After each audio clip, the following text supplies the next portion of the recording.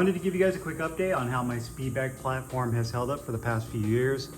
A lot of you guys have asked how it's held up, the overall condition, or if it's fallen apart. If you recall, I installed this back during the pandemic in 2020 and also did a DIY step-by-step video, which is located on my channel.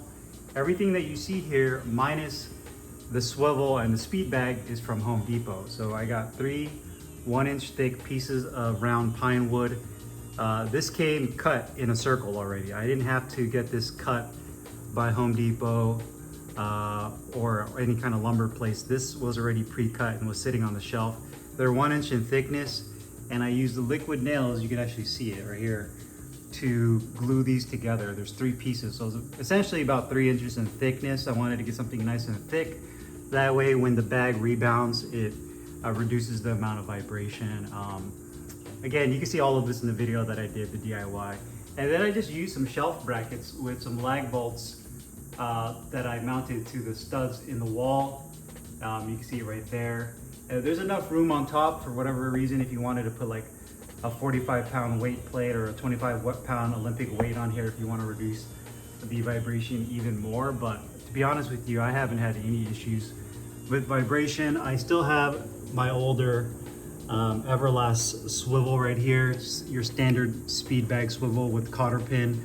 And then I have my Pro Last bag I've been using for the last couple of months for using this for my Speedbag work. But overall, I'm actually surprised. The one thing I'm surprised about is going to be the liquid nails glue. Because when I initially did this, I was gonna do the glue, and then what I was gonna do is I was gonna do a couple of bolts from the bottom to the top, like a sleeve bolt with a machine bolt on the other side, to basically sandwich these pieces together and really clamp it down so that the boards can't break loose from each other. And I just ended up getting kind of complacent and ended up not doing it. And I kind of kept kicking the bucket down the road, and I ended up never putting the bolts in. But here we are 4 years later, and surprisingly, the wood has held up and the adhesive has never come apart, which is surprising. So I'm actually happy and surprised at the same time that it's held up that nicely.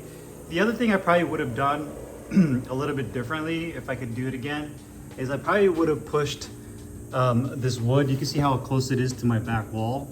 I would have pushed it out further a little bit, because some of my Speedbags I've used that I've done a review on, they were too long and they would rub against the wall here. You can actually see the rubbing mark from the bottom of the bag. So if I was going this direction with the Speedbag, it would have rubbed against the drywall.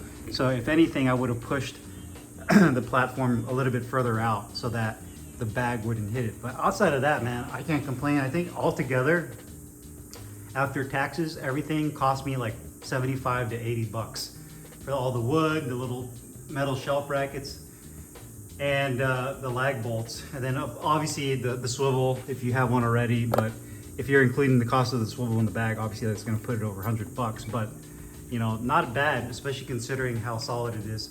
Another thing to mention too is that it's not height adjustable, but it's for my garage, so I'm really the only one using it. You know, if anybody shorter than me that wants to use it, I mounted it up a little bit higher for myself. That way I'm really engaging my shoulders when I'm working it. But if anybody else is shorter, then they can get like a chair or like a box or something to stand on. I'd rather have it higher up than too low, because if it's too low, then you end up having to kind of like kneel down or squat to hit the bag, and that just becomes a pain.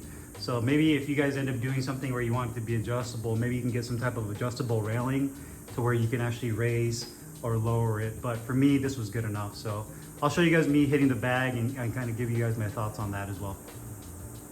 So again, you can see the platform is nice and solid. I haven't had any issues in the last, 3.5, 4 years that I've had this Speedbag platform in my garage. It's nice and solid, it does its job.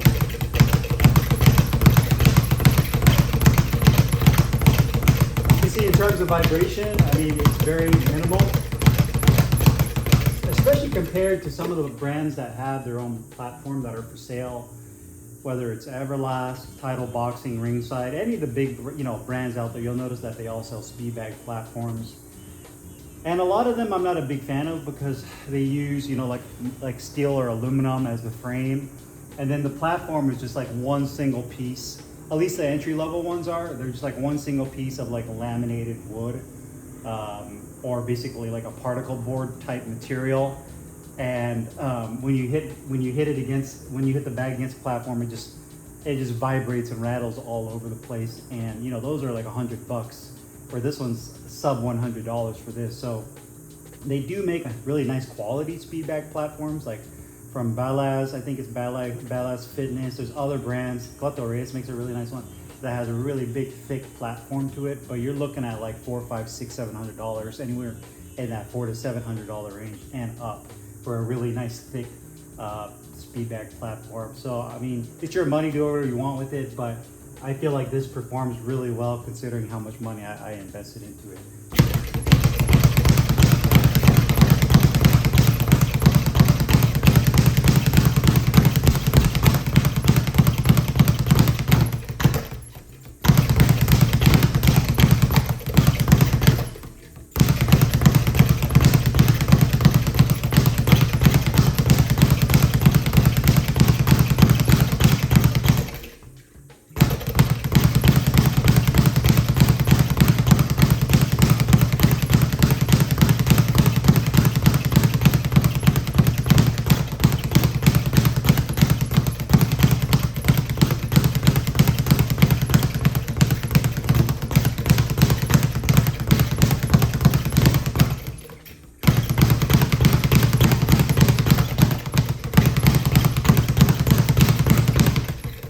So yeah, I mean, it works great. If you're wondering, this is actually an extra small Speedbag from ProLast. I'll be doing a review on this one here pretty soon, probably in the next couple of weeks. But yeah, overall it's held up. And maybe I put another coat of like lacquer or sealant on the wood just to kind of continue its longevity, and eventually put some bolts through it to hold the wood together. One thing I'll probably end up doing is using a drill, drilling the holes first so I don't split the wood with the screws, and doing that. But outside of that, man, I can't complain. It's been a really solid Speedbag platform for myself. So if you guys are interested in making your own, I will put the link to my old video back from 4 years ago in the description box for those of you that want to do it yourself, and maybe even upgrade. If you do one that's like mine and do an even better job than I did, or you have a recommendation like, hey, this is what I would do different to make it even better, then feel free, put the comments down below, and I will see you guys later. Peace.